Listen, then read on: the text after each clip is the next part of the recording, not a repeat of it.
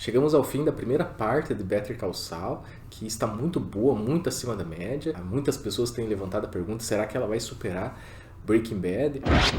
Eu fiz um vídeo a respeito disso, sim, mas é assim, só uma brincadeira, gente. Eu acho que as duas têm propostas, inclusive, um pouco diferentes.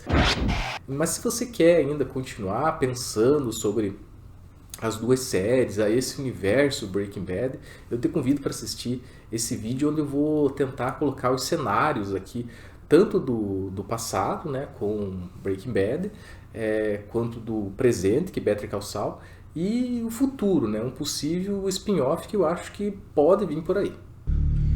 Now, what to do with you?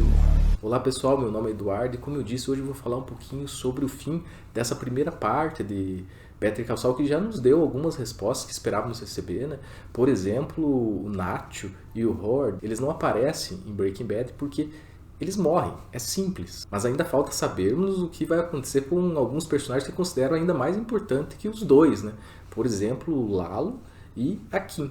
Já falei aqui no canal que considero que a Kim está viva na linha do tempo de Breaking Bad. Inclusive tem uma teoria sobre a função que ela vai exercer. Se você não viu o vídeo que eu falo sobre isso, vou deixar aqui na descrição. Mas agora saiu até um teaser, né? Ela fazendo tem aquela vela acesa e ela fazendo um juramento, né? Ela parece que está num tribunal em um caso importante, né? Então vamos aguardar. Em relação ao Lalo, eu até mantive uma esperança, né, que ele permanecesse vivo, mas agora eu estou muito convencido de que ele vai morrer, infelizmente, né? Digo infelizmente porque um personagem assim do porte do Lalo não se fabrica a todo instante, não se fabrica a todo momento. Claro, ele deixa lá uma espécie de food footage, né? Mas isso pode inclusive se desdobrar num spin-off, né? Eu já disse aqui, inclusive, que considero que viria bem a calhar um spin-off, por exemplo, chamado Salamancas. Mas adianto que eu vou fazer um novo vídeo sobre essa fita perdida, né, desse personagem incrível que é o Lalo. Então, se você gosta disso, né, se você gosta também desse personagem, aproveite, se inscreva, ative as notificações para não perder. Bom, também é do conhecimento de vocês que essa segunda parte nos conectará diretamente com Breaking Bad. Eu achava que seria logo no começo, mas não vai dar, pois primeiro terá que ser resolvido a disputa entre o Lalo e o Gus, e isso levará ao menos um episódio da segunda parte. Sobram, portanto, apenas 5 episódios para se resolver tudo mais. Inclusive a cena que Kim, Lalo e Sol estão no apartamento está incompleta. O Lalo não foi ao apartamento para matar o Howard. Sua morte foi um imprevisto no plano. Agora, imagine que o Sol conta a verdade. Vai dar um bug na cabeça do Lalo, porque afinal de contas, se não fosse pelo Mike, o Sol estaria morto no deserto, o dinheiro, 7 milhões, nas mãos de outros, e o Lalo tinha ficado preso nos Estados Unidos. Será que isso não é suficiente para o Lalo sacar que talvez o Juan Bolsa seja o maior interessado em ter o líder dos Salamancas preso? Lembre-se que Lalo conseguiu surpreender mais o Dom Eladio na última vez que estiveram juntos do que o Juan Bolsa, o que não é muito comum. Se uma coisa levar a outra, talvez o Gus saia momentaneamente do radar do Lalo. Mas vamos lá, o que realmente foi fundamental nessa primeira parte? Veja, foi mostrada a casa do Saul Goodman, né, que era o único personagem que não tinha sua residência mostrada em Breaking Bad, né, uma casa bem extravagante, bem a cara dele.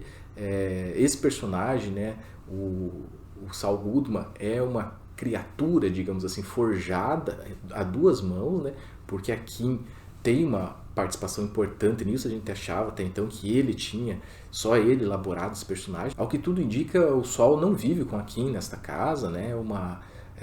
Digamos, é uma casa muito montada, ela parece um cenário, né, específico para esconder algo maior por trás. Acho que há elementos na narrativa que nos levam a crer que o Sol, né, e a Kim, né, que o Jimmy e a Kim não estão juntos em Breaking Bad.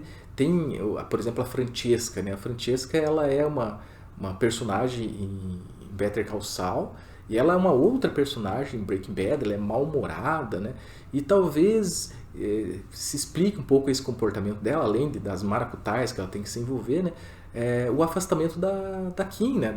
Da relação do Jimmy, do Sol, né? Porque a Francesca fica super feliz, inclusive, quando a Kim e o Sol casam, né? Ela inclusive cumprimenta a Kim, ela está super feliz. Então, assim, teve alguma coisa limiar, né, que aconteceu para que a Francesca se transformasse em uma pessoa mal-humorada. Claro, ela não vai deixar o trabalho, porque, como mesmo o Sol disse, ela ganha muito bem, e ela também está com o currículo manchado, digamos assim, por trabalhar com o Sol, mas a relação com ele é apenas protocolar, né? Ela não tem mais nenhuma relação afetuosa com ele. Mas não esqueçamos, é a ela que o Sol confiou, né, algumas coisas no final de Breaking Bad que aparecem em Better Call Saul. Por exemplo, ele vai dizer para ela assim, se a polícia falar com você, o que você vai dizer? E aí ela diz, olha, é para falar com os meus advogados. Aí ele entrega um bilhete e diz que foi o Jimmy quem lhe enviou. Ele não fala o Sol, ele fala Jimmy, né? Então, a Francesca vai chegar em um lugar e vai se apresentar dizendo, o Jimmy me enviou aqui. Então tem que ser uma pessoa muito próxima dele, talvez venha coisas importantes aqui. Outra coisa, é ela que vai atender um telefonema dado num orelhão, né, numa data específica, uma data emblemática, e ele tem certeza que essa chamada vai acontecer, a Francesca que vai atender, e talvez a Francesca seja uma ponte realmente para Kim chegar no Sol. Outra coisa que leva a crer que eles estarão juntos é que tem um diálogo, né, entre a Kim e o Jimmy, né, onde eles pactuam, né, uma coisa muito particular entre eles, onde somente eles saberiam. Como o Better Call Saul tem muitos elementos semiológicos, né, e que as frases soltas não são aleatórias, elas têm um significado. Não sei se vocês lembram, né, quando uma médica fala num episódio de Better Call Saul, olha, desse jeito o Chuck vai acabar botando fogo na casa, né? Então é apenas uma palavra solta dita por uma médica, uma personagem que aparece uma ou duas vezes na série, mas no final das contas é assim mesmo, né? Vai botar fogo na casa.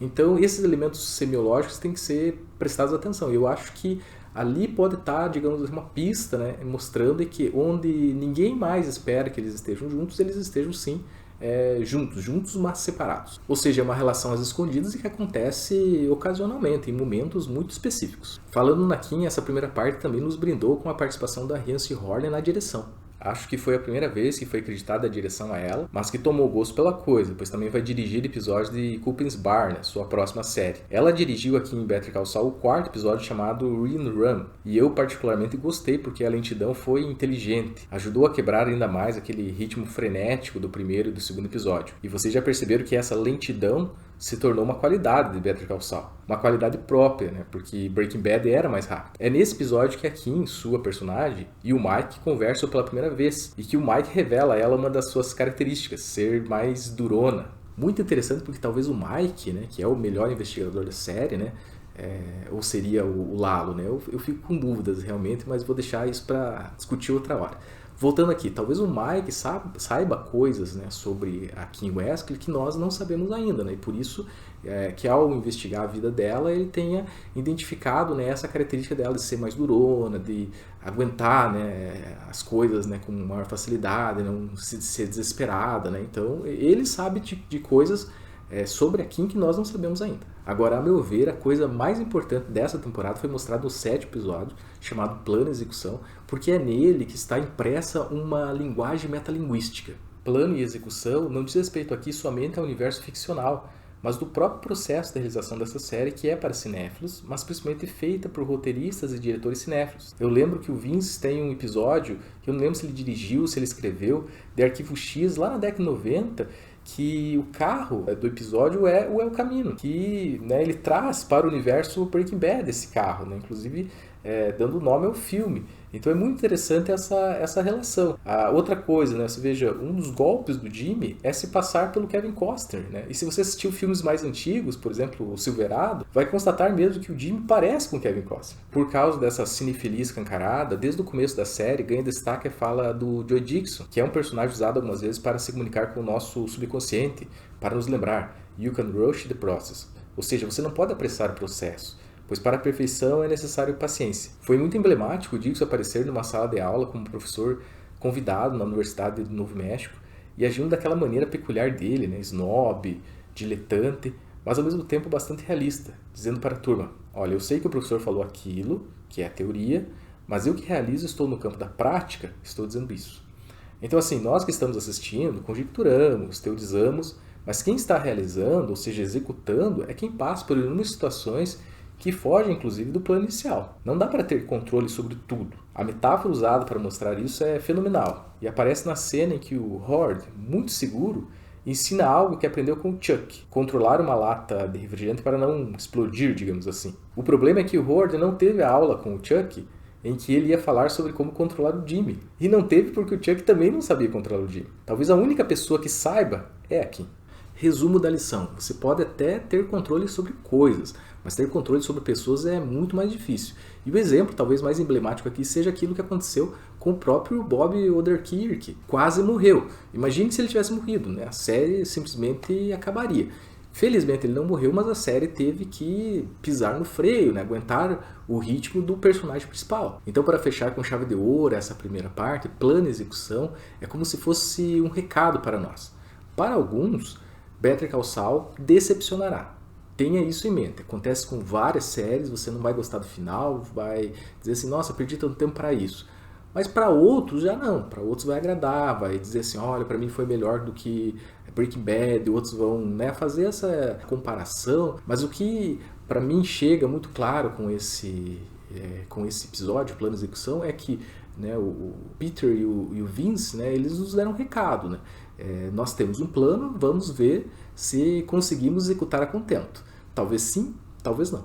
Pessoal, eu fico por aqui, você me ajuda muito curtindo, comentando, se inscrevendo no canal. Também estou no Instagram colocando coisas lá, se você quiser me mandar mensagem, pode ficar bem à vontade que respondo todas. Beleza? Até a próxima.